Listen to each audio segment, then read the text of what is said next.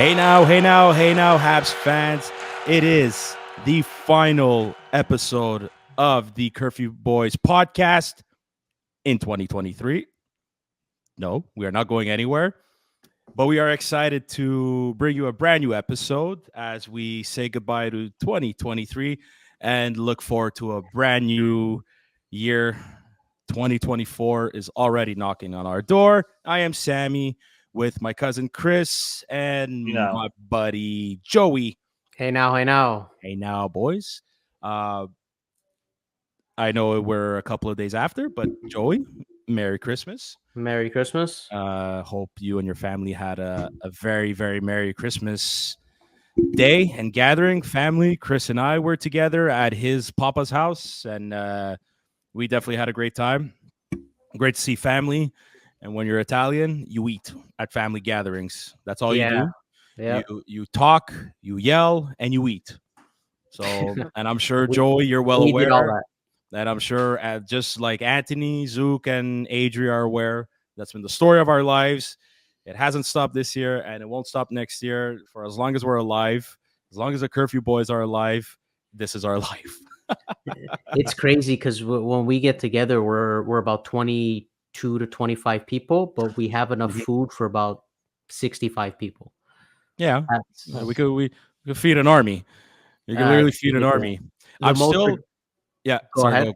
go. I was gonna say You the most first. ridiculous thing I saw. Like, I'm not the biggest eater, obviously. I tend to like try to balance, but I'll indulge on Christmas for sure. But the most ridiculous thing I saw is my cousin brought out about 8 different types of pizzas at midnight. I was like, what the fuck? After being so full from eating all night, he brings out 8 pizzas at midnight. I'm like, I know you guys are similar. It's like, it's insane how much food there is at Italian Christmases. So yeah, absolutely. The one tradition though, like that's unfortunate for me that works against me, does not work in my favor. Is I'm allergic to shellfish. Don't tell me you So eat meat though on we Christmas don't Eve. we don't we don't eat meat on Christmas Eve. It's an Italian, I guess, Catholic Mediterranean tradition. So half of the meals are either fish or pasta, and I could only eat the pasta. And so we had ricotta and spinach lasagna, not meat lasagna, not until the next day. But that's the only downfall for me about Christmas, at least Christmas Eve, is I can't have all the food that's there just because of the fish. More But for that you, can Chris. oh pretty fuck, much. I literally gained 10 pounds. Like my clothes are a little bit tighter after. Like I know I'm going back to the gym. Like it's that, like you said, Joy. It's the time of the year where you indulge, and Yeah. you just like I want to enjoy what's there to be had, and that's the case. But it's like fucking clearly overindulged this year because literally 10 pounds on the scale. I'm Jesus I'm fucking going from Christ. Slavkovsky weight to George Larac weight over here. George, Yeah. you're going to Dustin Bufflin weight, man. We make too much on Christmas for desserts. We have a lot of people who love Dude, to bake, the sweets, and the it's a sweets is a never lot. it's a Yeah. never This year was ending worse sweets than I've ever table. seen. This is This was one of the worst I've ever seen. I don't know where the fuck it came from. Dude, it's nonstop. Not only am I getting some from our family, Chris, but I'm getting some from the other side too. And yeah, and that side as well. And it's just nonstop. Like my fridge, there's more chocolate and cookies and sweets than there is vegetables and any other The, drink. the Italian way. It's insane. But listen, this is I don't think I would trade this tradition for any other in the world. This is just me personally. Like I love I Okay. love I love our ethnical background and the traditions that we've had our whole lives, and I'm not knocking any other out there, but I'm happy to be part of the ones that we have.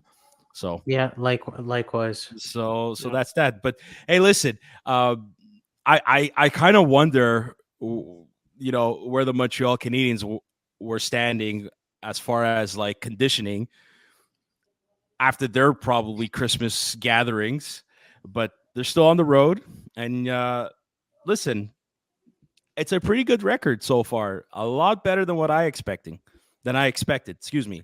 Out of 4 games so far, 2 wins, 1 loss in regulation against Carolina, and 1 loss in overtime against Minnesota, who they usually have a tough time playing against, and they just can't seem to fucking win a regulation in Minnesota. Uh, Joy, do you remember who was the last time the Canadians won in Minnesota?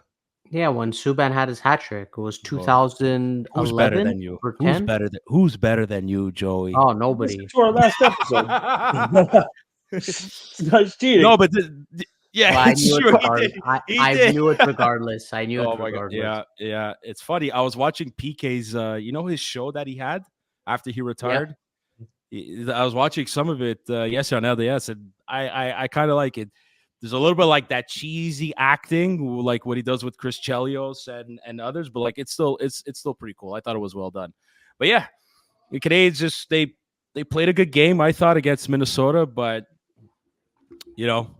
when you have elite sniper Kaprizov, he's gonna hurt you if you leave him alone in front of the net, especially in overtime. So all that to say is I'm happy so far. I expected, you know what? I expected them to get total of 5 points. I mean, they got that right now. I really think they're going to walk out with, I'm hoping they walk out with 7. But if they walk out with 5, I was expecting 5. They're there. To me, again, where this team is, I like to think it's somewhat of a success. I think if they walk out of here with 7 points, it just proves again my point and my opinion on how they are a 500 team. That's exactly who they are. That's their identity. So who do you predict they beat between Florida, Tampa, and Dallas? Dallas, The maybe. next road game. In all honesty, I wouldn't be surprised if 2 out of those 3 they go into overtime. Okay. And I have a tough time predicting if they're going to win any of those, to be honest. The They're both most good teams. likely one is actually surprisingly is Tampa Bay. I think so too. Like I get a feeling They're not the same this year. they're slowing not. down. But Montreal seems to find ways sometimes to win in Tampa Bay. Sometimes they get their asses kicked. Sometimes they actually win in a very surprising way. So it could be. You might be right, Joe. That's exactly what I was thinking. I don't really see them beating Dallas. To be honest, I think Dallas is a lot stronger than we all thought. And Florida's Florida could be a hit or miss, but they're an aggressive team. Florida's big, so don't discount the home game factor. There are going to be more Canadians fans in the stands for the Florida game than there will be. That is true. It has to be done on purpose, right? They probably know a lot of Quebecers go to Florida for holidays, for New Year's. So it's true. Anthony's there right now, so maybe he might catch a game. But yeah, we're definitely losing if he does. It's super known that Quebecers go to, especially Florida, during Christmas season, beginning of winter, and some of them stay there for quite a while. So it's something. That factor might help them. You never know.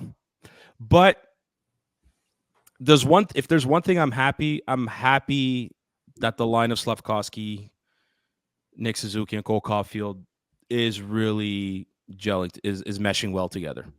Like it took some time, but for a solid week, they were like one of the top 10 lines in the league. Yeah. In terms of what was it? I can't believe it took me a while, but this website moneypuck.com, man, in terms of advanced analytics, Joey, your gig might be in jeopardy, but a couple. I reference to Money Puck a lot, really. Okay, no, that's great. And before the game against Carolina, that line was top 10 in the league in terms of goals. What you got to explain to me? What's the X factor? The X goals percentage? You got. Do you know what I'm talking about? It's expected, even though they don't expected goals percentage. What they expect percentage of goals to come from that line, or if there's no percentage, it's what they're expected to score than what they do. It's a good measurement. You can see if a team is creating a lot of chances or how many goals they're expecting to score versus how many they actually score. So that means they're underperforming or if they're scoring more, they're overperforming. Usually, good players tend to overperform because they score goals that they really shouldn't be scoring, but they're talented enough to score it. So you Mhm. want, obviously, you want to be in the plus range in that. So Yeah, yeah, they're so when you're right now. underperforming, Yeah, yeah, Montreal though as a whole though, Sam, is certainly underperforming expected goals yes. because they don't have guys that can finish. Well, but this is why I'm strictly sticking to the first line: Slavkovsky, Suzuki, and Caulfield. They were in the top 10. I think after the Carolina game, they definitely dropped, or maybe because of the break too. But right now, excuse me, they're sitting at 12th spot with 61.5% expected goals for percentage. So you know, I mean, hey, listen, it's not it's not that bad if you look at the list. Like I don't know how this is more for Zook. I don't know how Dano, Moore, and Fiala are up there at number 2, and you have the obvious McDavid, Hyman, and Nugent Hopkins up there with number 1. But listen, I don't know. I kind of like what I see. Like Slavkovsky getting another goal in Chicago. He got what, another goal and assist, and he had at that point he had 4 points in 2 games. Again, I think we constantly say it slowly. I think Slavkovsky's here, and it's all because of Marty, like Chris mentioned. Marty was probably one of the only ones in this city. He's reaping the benefits. Yeah, it certainly is, Sam. Another category I think you should look at and pay attention to is I like the expected goals for per 60 minutes, where they average Mhm. out how many goals they should be scoring a game, Yeah. and they're Okay. averaging at least 3 point. I think it was Yeah. 3. 3.23. Yeah. 3.23. I got it right here. Yeah, that's Yeah, correct. which is for me, it's quite high. It still puts them it puts them 27th, but it's better than it was before. Trust me, Right. because Yeah. before, but they need to get something like that higher where they're expected to score more like 4 or 5 goals games, although it doesn't happen that way. Mhm. It's when they shoot or when they create chances, they're expected to score. If they do not score it, well, this is where you find out, like, okay, are they actually scoring 3 goals a game? Are they not? But if they can get there, if they could start scoring 3 or 4 goals a game, they won't every game. That's, it's unheard of. Yeah. It's something to look forward to, that keeps progressing, because that number was lower before. Okay. So it's starting to get better. Do any of you think there's something wrong with Cole though? Yes, certainly do. Do you think it's I don't do you think think it's he's this, playing the same. He might be injured. do you think it's I'm his sorry. do you think it's his shoulder, the one that got that he got surgery? It To get it something only else? it only makes more logical sense that it's his shoulder. I don't know. It only makes sense. We wouldn't know what else it would be, but for me, I think it's the shoulder. Chris, what are you grinning about? Well, I agree with Joey. We don't know for sure what else it might be, but I think it's not his shoulder. I think it's his dick. Maybe he might be running around. I think honestly, lady troubles have been, and it What? goes either way. But it's Where's just that coming from? no, no. Where would Seriously, you go with lady these guys troubles? go out and they have a good time. Um, Out I'm of just left field. saying, it's out of left field, but God, I'm just saying, this is theoretically anybody who's gonna fucking be They- Cole messaging and Cole is adding just pounding. comments. Cole is scoring in other ways except for scoring goals on the ice. Is that what you're No, saying? sometimes like these external relationships that you have outside in your personal life, they seep into your work, and his work is scoring goals. And I'm just saying, maybe he's not fully there mentally 100%. He's losing sleep. He's not 100% focused. It could be good or bad. It could be somebody new in his life. It could be a relationship that's going out the window. But So God you knows that truly guy is.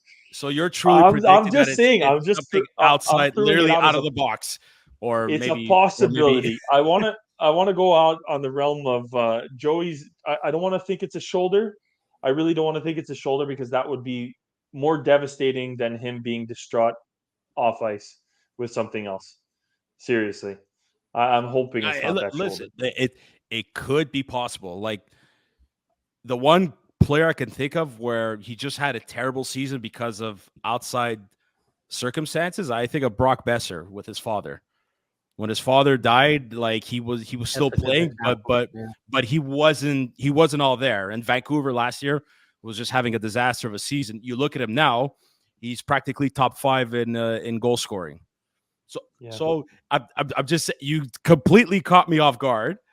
Is it possible? I'm I just being think so. funny, by the way. Yeah. I'm Okay. just Fine. being funny because like if anybody jumps onto the freaking No. YouTube No. and is No. No. watching and is good, Let them. it's a Let joke. them. Like I have no idea, but it's a theory. It's just a theory, and it's a Okay. So funny theory at that. your theory might be something outside, like an outside Extracurricular distractions. Okay. Well, but the thing is like it's not like he's not playing well. Like he's still playing well. He's still delivering He's just not chances. finishing. He just Maybe he's If finishing in other Cole, places. if oh, fuck. if Caulfield doesn't finish chances and scores, then I'm not saying he's useless, but then you don't have an efficient player that you need. He's there to score. That's his job. So if he's But not scoring, is it possible that he's focusing a little bit more of his game defensively? statistics don't show it, Sam. Well, I like I agree because that game against Minnesota, like especially 3-on-3 when they were stuck in their own end, like he did not play the man-to-man coverage well, and it actually led to a bit of confusion and to the Kaprizov goal. So look, sometimes like it's not a knock on Cole, but sometimes you gotta, I don't want to use the word call out a player, but you got to ask the question like, hey man, like where is he right now? And it's not for lack of trying. I think it's the same thing like Josh Anderson. Like we all knew once he started going, the floodgates were going to open, and he's a streaky player, and he's got what 5 goals in his last 5 games now. Yeah. So He's providing secondary scoring, which is badly needed by this team. Mm-hmm. Yeah, he's gonna get to 30. One second before we move on from he's this. Not though, getting to 30. I know he's not. I know he's not getting 30. I'm just again trying to be funny, but I want to say something about Cole and like I said, I've had high praise for Marty the whole season, but I genuinely want to bring up one other point. Marty even said he might have to adjust his game regarding Cole Caulfield and the way he was playing. And I'm hoping, again, I don't want to bash Marty and I don't want to say he's the reason why this is occurring, but I'm wondering just all to say, I said extracurricular, but he might be in his own head trying to play in a way that's just not natural to him. Could be. And he's straying away from the things that made him successful in the past, and that might be playing into it. And if he's, again, let's hope he figures it out. But I think, like Joey's saying, statistically, he's still lining himself up to score goals, but he's just not finishing. Yeah, but I kind of wonder if a lot of the focus is a bit on Slafkovsky, where they're having Nick and Cole to try to help this kid out and maybe improve his game. Do you kind of see what I'm getting? Like maybe they're trying to find him more, maybe feed him the puck a little bit more so he can get his scoring chances and whatnot.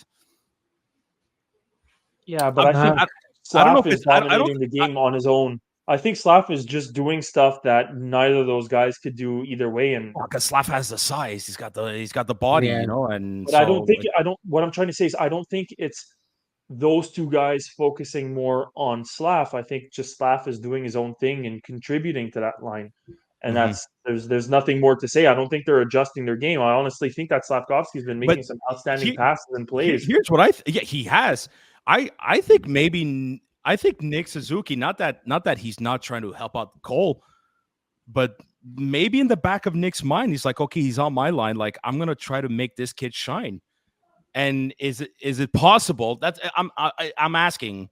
I'm not saying that's what it is, but I'm just wondering because like. And mind you, a couple of goals that Slafkovsky scored, the assist came from Suzuki and Cole. So it's a more plausible theory than Chris's, the cold distraction with other curricular activities. So what are the chances? Yeah. Well, but dude, like I get Chris is being silly, but at the same time too, like it's not unknown. No, it's a lot of players just lose concentration because of outside events or somebody in your life. You never know. It's very, very, very possible. I don't think I'm not worried about Cole. Like, yeah, it sucks. I don't think he's gonna meet the expected goals for that we all thought he would have. I think we all thought he would reach 40. I don't think he's gonna get there. Is anybody gonna hit 30? No, I don't think so. I don't even think my boy Gallagher is gonna reach 30. Is he going to even reach 10? I don't think he's. I don't think he's going to I reach. don't know. Fuck, I it's don't going to be a know. miracle that he reached 30 games. No, But anyways, there's no one that's going to reach 30, and we were just hoping Cole can do it, but I Yeah. don't think it's the year. It's really the year of the defenseman. If we're going to go anywhere, it's them Dude, scoring. this is unreal. And like, Thank God, right? Imagine if Dude. they were playing just average, like if average defenseman play. Matheson wasn't scoring, if Struble wasn't putting up points, Kovacevic from time to time, you want to talk about, sometimes we could talk about the negative side of Justin Barron. Hey, man, he sniped the winner against Winnipeg. You know what I mean? Fuck, who else? David Savard looks like Bobby Orr when he's back in the lineup. Jesus. So there's this little Savardian deke that he goes on. I can't believe he has a name for a deke. He's been playing well. He's been playing better, for sure. No, but it's true, though, Joe. Like, it's a good thing, but it's a scary thing, too. I personally believe that. For me, what's scary is that all the offense is coming from your defense. It's the scariest thing as a team, because there's no way, I don't care how good you are, there's no way that you can win a cup where your primary scoring is coming from your defense. No. There's absolutely there's no shot. Pun intended. No, exactly. But that's where we're getting. But I didn't think it'd be. Look, I thought they weren't going to be the greatest offensively this year, besides Cole. But I didn't think it would be this bad. I don't. Well, none of us expected the extreme slow start of Josh Anderson, Cole, Suzuki. You know what? Suzuki's actually playing well. Suzuki's playing very well, actually. Suzuki's actually where we said he's the only consistent. Just about a point per game. He's a little bit under, but he's just about a point per game. So if he continues as he has been, let's say on this road trip or the last 5 to 10 games, he's going to be a point per game player. He's got 30 points in 34 games. Yeah, he's been the only one. Yeah, but Matt again, Slav. Sorry to cut you off, but Slav was playing atrocious hockey for a significant portion of like I'd say the first half of all games that were played. He played atrocious hockey. Caulfield is still not burying for some reason. I think a lot. Again, I've said this in previous episodes. I think a lot of it has to do with Mike Matheson, who's not a quarterback on the power play. Cole Caulfield is the kind of player who would bury a lot more goals with Lane Hudson. We'll talk about the World Juniors and other prospects later. But just to say, I think there are different factors as to why Cole is not maybe performing. We already covered that, but just to say, I think Suzuki is playing the way he's playing. I think Slavkovsky is playing above what we actually expected him to be playing. Yes. Josh Anderson is probably going to get to that 15 goal mark. And other than injuries, I think he had a bunch of other players. Like Monahan is still playing better than we expected. There are more players than not that are actually playing above expectations. Did he not get his 500 point? Yes, he did. He got it. Yeah, he got his 500 point yesterday, I believe, against Carolina. So he's our second lead. He's second for us in points. Matheson over Caulfield. I know. Caulfield's got 21. Matheson has. No, Caulfield. No. Sorry, I made a mistake. Yeah, that's correct. Caulfield 24, Matheson 25. But Cole has 8 goals. Matheson has 6. Like the goals is what is the one that this is what we're talking about. It's such a surprising statistic for Caulfield. Like when you look at Newhook, who's played, I think it's 11 or 12 less games than Cole. He's only 1 goal behind. Yeah, I know. Joey. Newhook, like I keep mentioning, I keep thinking how like the loss of him is so underrating. Like it's underrated. Sorry, we're literally underrating the loss of Newhook right now, in my personal opinion. I won't even get to Kirby Dach anymore because we all know that. Well, at least I hope you think the loss of Newhook really hurts. I think in terms of the scoring and maybe on the special teams too. It does. It's part of the reason why we can't score. I think by having those 2 guys out, I mean, it certainly hurts. Yeah. So Kirby Dach is the focal point of your second line, at the very least, second 1,000%. Line, if not your first line, possibly. 1,000%. So it goes without saying. I opened up the Canadian statistics, Joey. I'm surprised you haven't jumped at it yet. There's only one player that's double digits in the negative for his plus minus, and that is none other than Brendan Gallagher, minus 15. The second after that, I can't. it, Yeah, I can't always talk about him. Everyone's gonna hate me. Everyone hates me already, Chris. So I no, Well, really no, try to I restrict it. you know what the thing is. The thing about Brendan Gallagher, it comes down to one. It's the contract.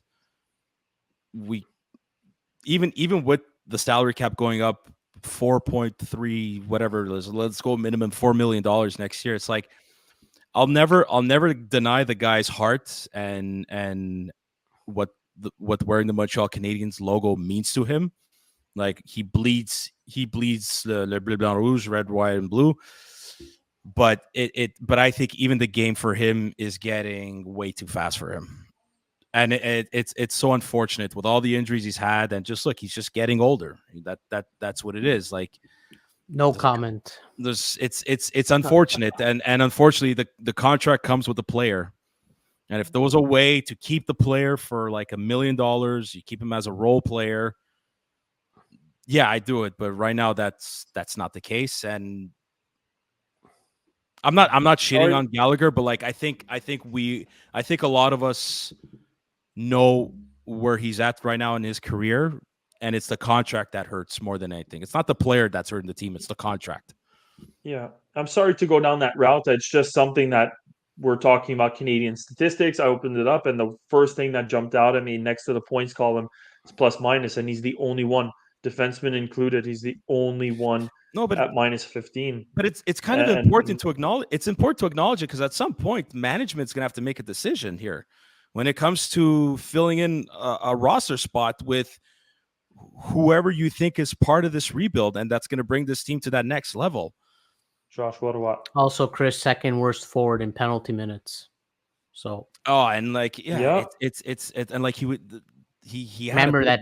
Sorry, Sam. a Just couple remember times that in penalty the last minute, that he the costed last. us. Yeah. Well, he Which team was it? I don't know, Um, but like he did it when Chris and I went to the Columbus game. Thank God they killed the penalty. yeah, yeah. Like yeah, but which was the one that he took the penalty and they lost off of it?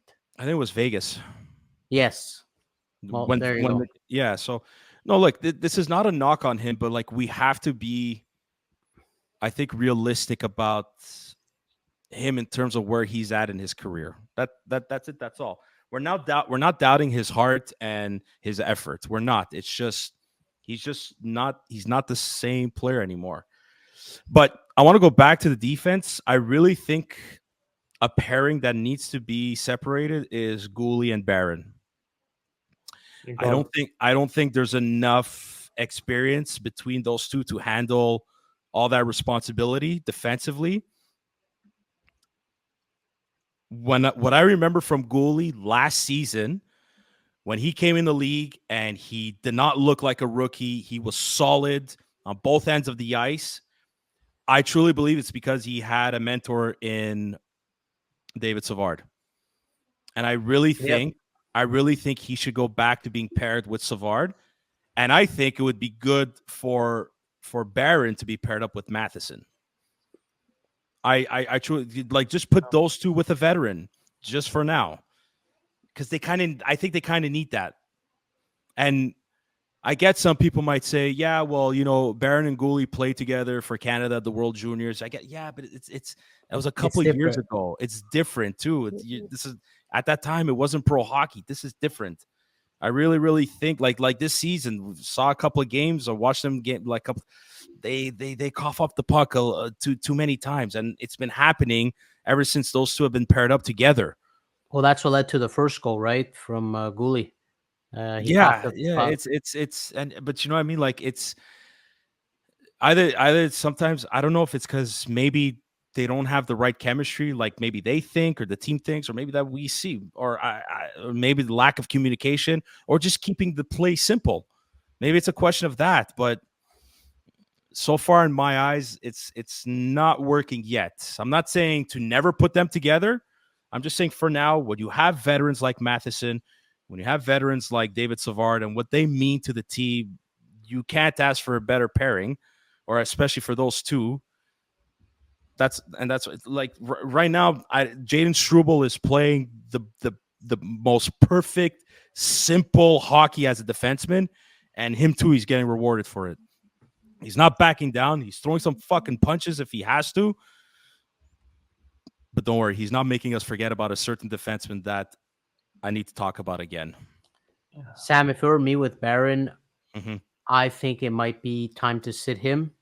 Okay. Look, to be honest, I'm a fan of Kovacevic, and Yep. maybe okay, you want to try another pairing out, but if you want to keep Harris and Struble, and I don't think Struble should be out of the lineup. I think he should. I don't think so He should either, be man. staying. Maybe if they want to absolutely keep Savard and Matheson, you can pair Kovacevic with Gulli. Maybe that would work better.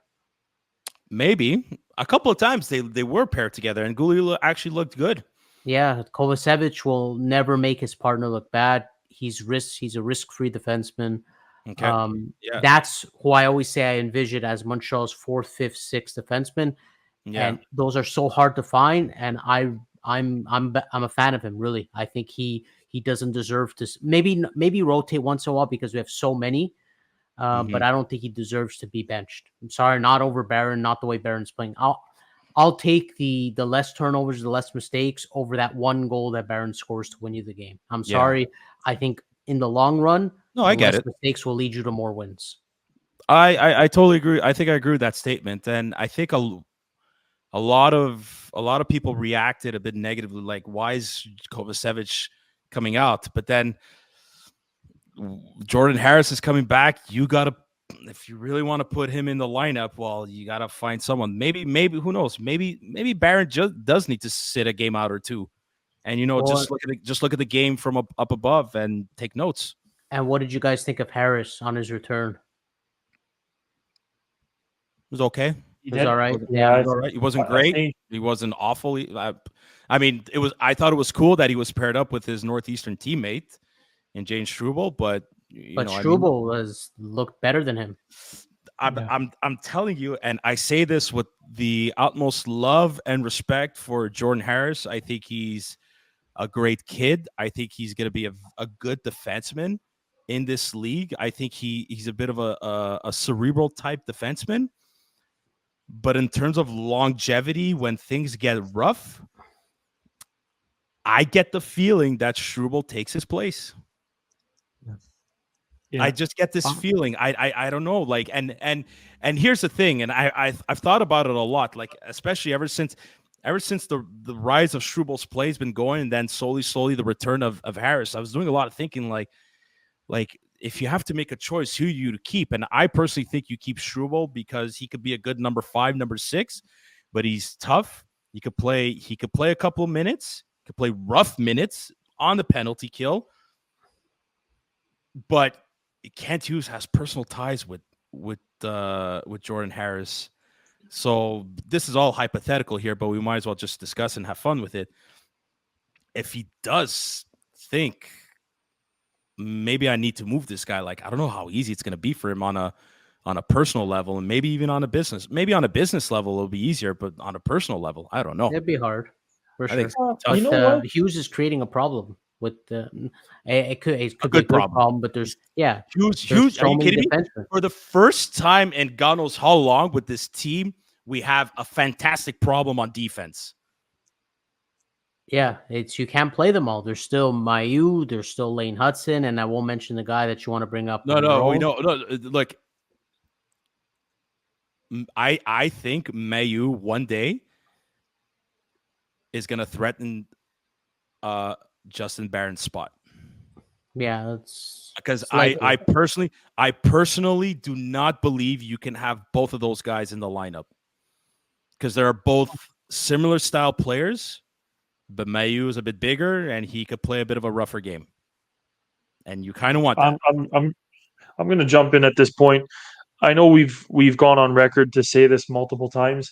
Jordan Harris, I still believe, no matter what, he's going to be one of the assets that's going to be moved. Jordan Harris will not be a Montreal Canadian when they're going to be competing for a cup or going for a cup run. Let's say it more like that. I don't think Barron is even going to be remotely as good as Mayu will be when Mayu starts to hit his stride in the NHL. I really don't think that. I like Joey's point. I think Kovacevic is going to be your sixth, if not seventh, defenseman Well, him when and they're going to be Struble. making that play Ooh, when that Yeah. playoff run. I don't know, And man. like again, No. we Yeah. haven't touched upon Reinbacker coming into the lineup. We haven't tried Nope. to slot in Mayu officially. We said he might Nope. replace Barron. We haven't scratched the surface on, let's say, where Hudson's going to come in. And And there's then, one more. in all honesty, here it comes. Montreal Canadiens are not going to win a Stanley Cup without Arber Xhekaj on the back end being Oh, one of hold the on. top six. I don't even know if Kovacevic's going to be there either. I think Adam Engstrom might be. I know I'm Oh, getting that way too. ahead. That I'm getting too. way ahead of myself. But here's the thing. The Canadians know they need Arber Xhekaj, and I think that's why they sent them down. They didn't send them down as a punch. They sent them down like, listen, we really want. Like we even posted it on Instagram. Arber Xhekaj gave a bit of an insight. They want us. They sent me down just to work on my defensive game. They don't care about me offensively, but they want me to work on my game defensively, and so I could put up big minutes when it's go time. The Laval Rocket are playing live right now, and he's got another assist. That's offensive. But I'm just saying, like he's in so far in 8 games now in Laval. He only has 4 penalty minutes. So that's 2 penalties in 8 games. Like he hasn't done that at the NHL level yet.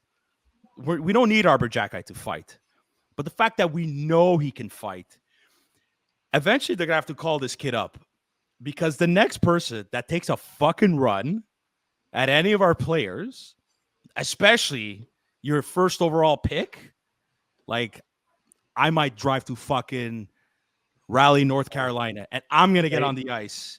And here, fuck it, let's jump right to it. I really want to get to it. That hit on Slavkovsky, okay. It's a north-south hit. So in theory, it's clean. But because Slavkovsky leaned forward, the head was the initial contact. I don't think the head was targeted, but the hit was coming regardless.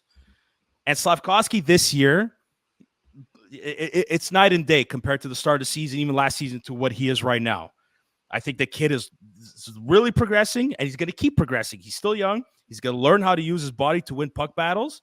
He's been doing a better job at protecting himself, but he's not fully there yet. Like, remember when he got taken out by Marco Rossi last year? Yeah. Okay, so he's been doing a better job. Just in that moment, he didn't protect himself. He had his head up, and I think he knew the hit was coming too. He had his head up where he was trying to lean to make a pass. Like, it's moments like that where he's like, if I don't know, like sometimes you got like have your shoulder to the guy. The game is so fast. The game is super fast here. It's super fast. That's one, but even And here, good players. let me finish this. Yes, it should have been a fucking penalty. Okay. Good point. Good point. That's it. And thank you for adding that. But the one thing is, it happens to even good players. I'm not going to say the best players because the truly best, most elite players in the league know how to protect themselves, and they're always doing so at every moment that they're on the ice. Even still, accidents still happen, but I think I don't want to go down that route or that way of thinking about it.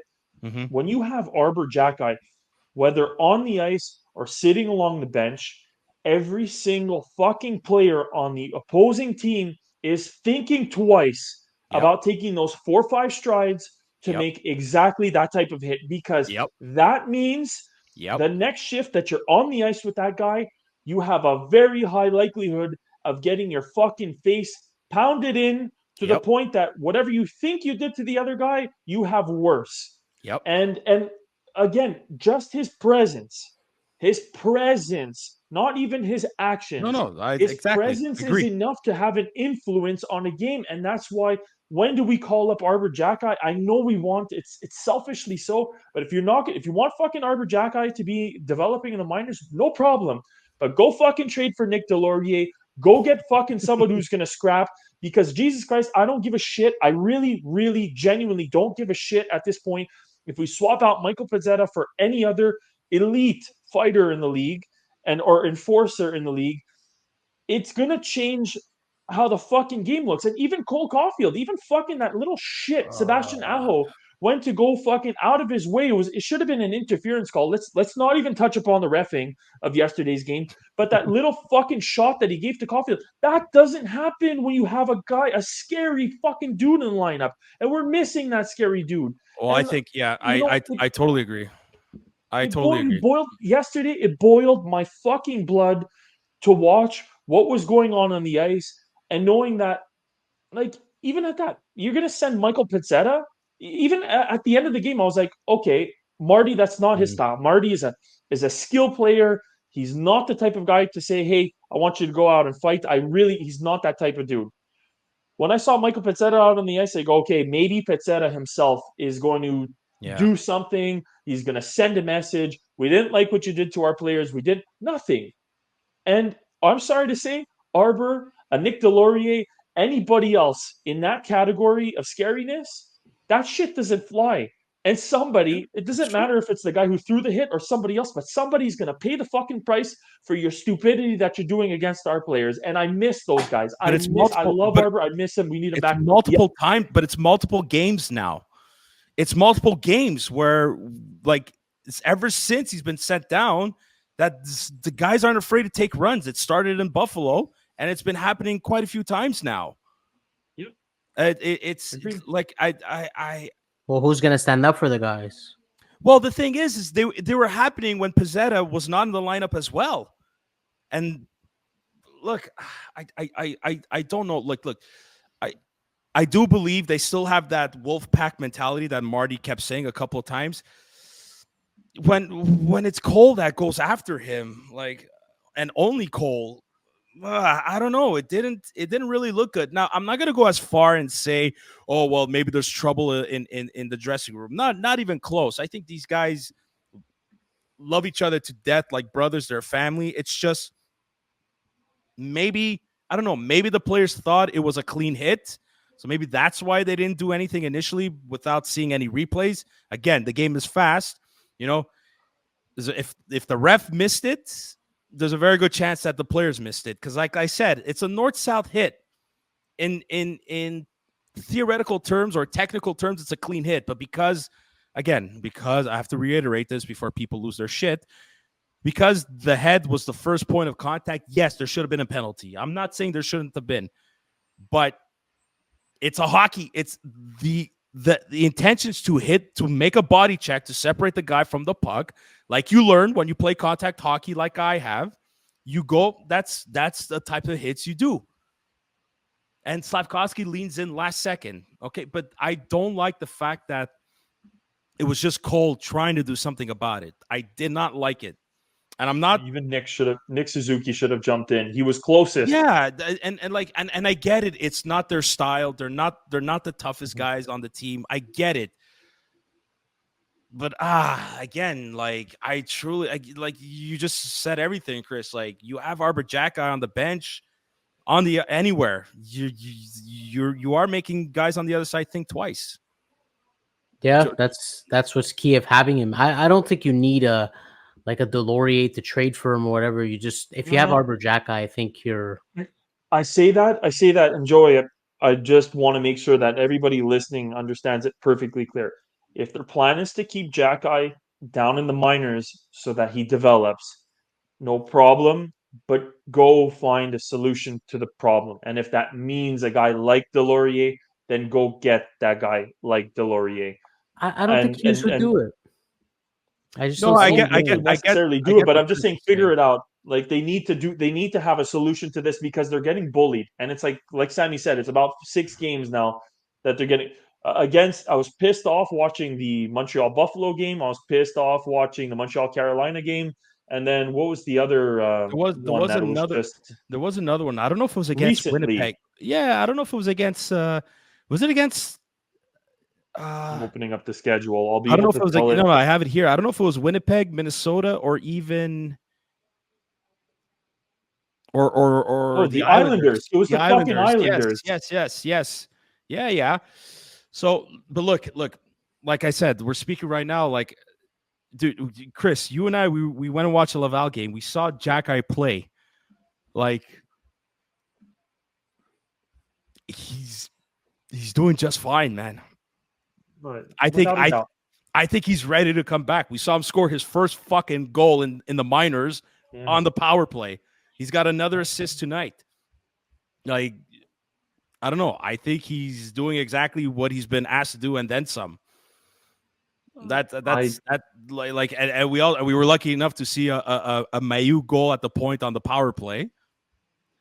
You know what I mean? Like, but all that to say is, I really think Xhekaj did what he was supposed to do. So Like, if you call him up, if he's ready, you call him up. Who do you bench? Aaron. well, you got For to the send. moment, I don't care how many goals he has. Barron is my guy. No, they got to send the guy. I think you send a guy like Lindstrom down. Yeah, Lindstrom you send down, okay, but you bringing up Now you got a bench because you want to play him in the lineup. Who do you bench? Dude, I think it comes down to you choose between Harris and Barron. But Barron is a little complicated because Xhekaj plays on the opposite side. Yeah, I get it. That's a big thing. I Oh, never. it is. No, used it to is. think I it's know. a big thing, but I know. It's a big fantastic question. It's a fantastic question. I don't know. I think you could keep. I personally would love to see a Struble and Xhekaj line together. Okay. I start saying that, Sam. It's like my whole mentality of the left right for defenseman changed after the draft, after the picking Reinbacker because of the right-handed and premium. That's where it changed. Again, I think they picked on that right side because they know they need one and they know they could get a good one. And that tells me like they're pretty soon they're going to be ready to move on from David Savard. They might even be ready to move on from Kovacevic. Depends on the progression of these. I say keep Kovacevic for as long as possible, but they're definitely going to be ready to move on from Savard soon. There's trade rumors going around. And Matheson, people forget Matheson. Yeah. He'll get up there in age, right? Oh, absolutely. Yeah. Totally agree with you. Matheson too. Eventually, it could be, call it the sophomore jinx for Gooley, but this is not the best that we've seen of Gooley. He will get better again, and he will be the number one defenseman, and he's going to replace a guy like Matheson. It's going to happen in a season or two. So, Sam, you just opened up a can of worms because I think in a season or two, Lane Hudson might be your number one defenseman. Dude, automatically, the second that guy fucking steps on the ice, he's gonna be. I think Lane is gonna be your number two. After he's definitely gonna be your power play quarterback. I don't know if he's gonna be a number one defenseman. I think he's gonna be a number two. But seriously, that top four, like I'm drooling just thinking. It's very Hudson, Mayu, Gooley, and Reinbacker. I'm not saying those are the pairs. I'm just saying those four. Those could very well realistically be your top four. That's very much that, in my opinion, that's your top four. Without blinking an eye, without thinking twice, without having to do anything, and then at that point I still see Xhekaj. His place is solidified, and I think Struble is going to be the guy, and then you're going to have Kovacevic. If you have. I don't think Barron's going to be there. If you have Struble and Xhekaj as your number 5 and your number 6, to me, I think that's amazing. And then by that time, hopefully you get to make a decision between a guy like Kovacevic or Adam Engstrom when he comes here. Don't forget him, man. But that means no more. We're really straying away. We're really, really, really straying away. But that means that multiple defensemen are going. Like, it's crazy to think, but kind of like we're saying, I remember the times that we're saying, mark our words, the day that Carey Price is no longer a Montreal Canadian, like how sad that's going to be. I want to go off on a tangent and say, mark our words, the day that those kids are going to be our top 4 defensemen. Holy shit, this team is gonna be one of the most competitive and best defensive squads in the league. Maybe not right out of the gate. Maybe they're gonna need some time to get their shit adjusted. But my God, like, between the World Juniors, our discussions that we're having now, it's just inevitable to take a moment and think like what's coming, and what's coming in the pipeline is just disgustingly good. It's the perfect time to talk about it. Look, man, this is the most wonderful time of the year. The 2024 World Junior Championship Tournament has begun, and like we had mentioned in our previous episode, 4 Montreal Canadiens prospects: Owen Beck returning for Canada, Lane Hudson, Jacob Fowler for Team USA, and you have Philip Mashar for Slovakia. And in all honesty, like Philip Mashar so far is leading in terms of the best Montreal Canadiens prospect in this tournament. He's actually putting up numbers. Did you see the first game in the first game that Deke assist he made? Yeah, he's a playmaker. He's a play, but the kid could skate. Like he's got pro speed. He's getting pro speed, and he's looking phenomenal out there. Like I think honestly, in terms of asset management this year, what management has done, sending Philip Mashar back to the OHL was probably the best decision for his development. Absolutely. I agree. That had to be, but not only that, I think it's the best decision they've made all year so far, in my eyes, in terms of how to handle a prospect and a future piece. Over keeping Slafkovsky in the NHL. Oh, Well, it's paying off, Joey. They seem like they both are. It's paying off. Well, I still Chris said it. We got Marty to thank for that, and you know what? Absolutely. Maybe listen again. I think that's a sign of leadership. You know what? You believe in a leadership of a coach, and then you showed the leadership in your coach that I trust your judgment of this kid, and we believe in the both of you. So you know what, Joe? Maybe you bring up another good point. Maybe that's the best decision by not sending Slafkovsky down to the minors. Those are two of the best that they've made so far for sure that I've seen. Yeah. Canada losing to Sweden 2-0 today. Tough game. Yeah, Sweden's always tough. I didn't watch it, but well, you play I don't against know. the home crowd. Our team. I don't think our team is as strong as it was last year. No, I don't think so. Either. It's going to be tough. So whoever drafts Macklin Calabrini, how you pronounce his name is he's going to be a special player. I don't think he'll get to us. I'm not saying he'll get to us, Joey. I'm not saying we should tank for him either. I'm just saying like he's going to be a special player. I don't think he's going to be a Bedard special player, but like just a caliber below him or a tier below Bedard. We need to get that Bedard tier at some point.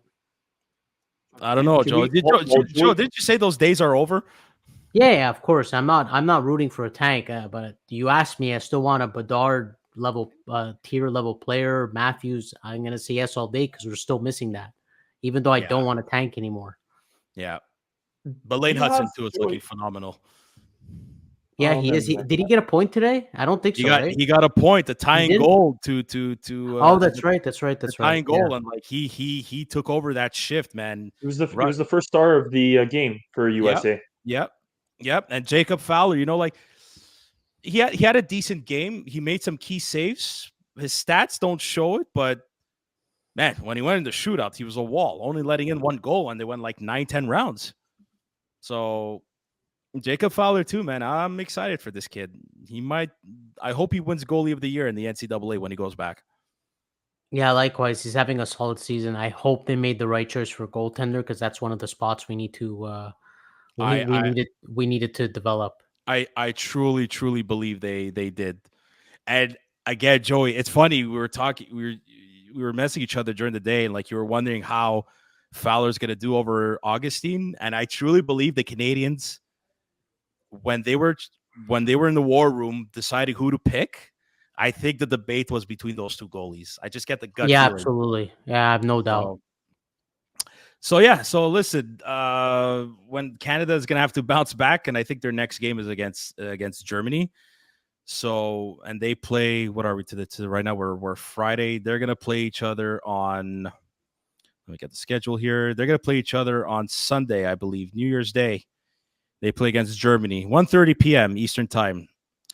Canada versus Germany. Then you got Mashar versus Lane Hudson on Sunday as well. Early morning, 6 a.m. I don't know if I'll try to wake up for that. I don't know. We'll see. But we'll end it on that. Before we call it quits for 2023, let's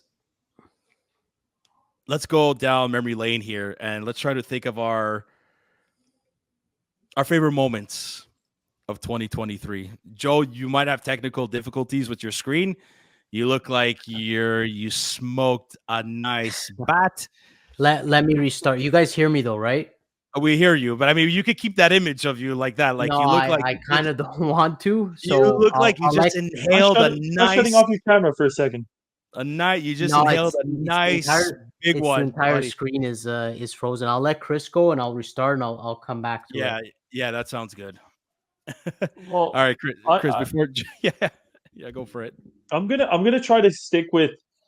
Well, for the Canadians, I'm gonna try to stick with this season because I feel as though when we wrap up the season, we like to go over the best of the whole year Mm, or the season okay. itself. Yeah, So for this season, there are two Montreal Canadiens moments that genuinely stand out. There's a third moment that I want to bring up, but the number sure. one moment, Caden Gooley overtime goal against the Boston Bruins. Oh, That was a very special moment. It was a very feel good moment. It had been a long time since we had beat the Bruins, you the know who else? rivalry and everything. Like I really fucking love that You know moment. who else had that But moment? Which I'm gonna. moment? So, I Joe, said welcome back. Caden. Oh, Thank you, thank you. Go, Chris. so I was saying I have three moments that really stood out, but Caden Gooley overtime goal against Boston was a really, really, really, really like nice one. Really felt great. Like absolutely loved it. Number There's, two, there's just another. the Hold the on a sec. Hold on a sec. There's another curfew boy that had that moment. Zook. Okay. okay, okay. Zook had that moment as well. So Okay. The number two, and I hope to God he comes back, but when Jacky fought Ryan Reeves on opening night, I yeah, swear to God, it was stronger than me. Like I got out of my seat and I was standing and like my heart was going. I wasn't like I'm yeah, watching this through a TV screen and my heart was going big time. And I was so happy when he tossed them into that net and then we watched yeah. Leafs fans cry for about a week. Well, That was so rewarding yeah, I know, I and know. and the number three That's moment, awesome. talking about Leafs fans crying, this goes beyond Montreal, but when Toronto and the whole city chanted, "We want Florida," and they got eliminated in the Yeah, summer yeah, in yeah, five yeah, yeah, games, yeah. that just has to go for 2023. That's just the cherry on top of the Sunday type moment for your boy GQ Chris. um, Here, I'll mention that this is Anthony that said it, that sent it to us in our group chat. But I think so far his favorite moment is when Slavkovsky scored the shootout winner against Buffalo, Ooh. and his "Are you not entertained?" Celebration, and that's actually one of my favorite moments too. But before I actually say mine, I want Joey to go first. It sucks because Chris and Zook mentioned it. Mine would have been just to win against Boston because we haven't beaten Boston in 4 years. Okay. So it was taking the monkey off the back and finally relieving. Finally felt relieved because we haven't beaten our rivals in 4 years, Mm-hmm. 4 long fucking years. Yeah, So especially the I Bruins. don't really have other favorite moments, to be quite honest. I was really on the tank, so those are not. I mean, I have moments of when we lose, but hey ho, that was it for me. But as a high moment, really, it's the only one that for me that stands out is the one against Boston. Okay. Yeah. I mean, obviously, the Jacky fight with Reeves was one of my favorites. I enjoyed the rush of anticipation and what the fuck is gonna happen moments of the lottery draft when we're all I Anti's enjoyed them, but place not and the like pick. So well, I enjoyed that, but did I enjoy the draft? I don't know if I enjoyed the draft itself. I mean, I still like Reinbacker, despite popular belief. But I think about that draft is I loved when we were doing the show live on YouTube, and fucking Joey was ahead of us. And before we all knew the pick, Joey, I'm gone. Ciao, bye. Fuck this shit. It just goes, his screen goes blank. I had to leave. I couldn't stay. I can't consider that a high moment. It's not a I favorite. couldn't. It's a low Well, no, moment it because was just my favorite. Like, I think I don't know if it's a Montreal Canadian moment. It's probably more of a Curfew Boys moment of 2023. But yeah, I think yeah, I think that had to be my favorite moment. It's a bit tough too. Like I think because again, like it's only October, right? Last season was tough, but yeah, like that goalie moment. Actually, no, here I got one. I can't believe I was thinking of it before, but I completely forgot. The Cole Caulfield goal in overtime when we were there, Chris, you and I against Oh Columbus. my god. That was the Yeah. seventh one, right? I remember that was the seventh overtime winner. Yes, and Yeah. but just the way that game went down, they were down 3-0. They fought back, and Gallagher gets a last minute penalty. We all thought it was over. They kill it, and then just fucking Cole comes in on the right side, fucking snipes it.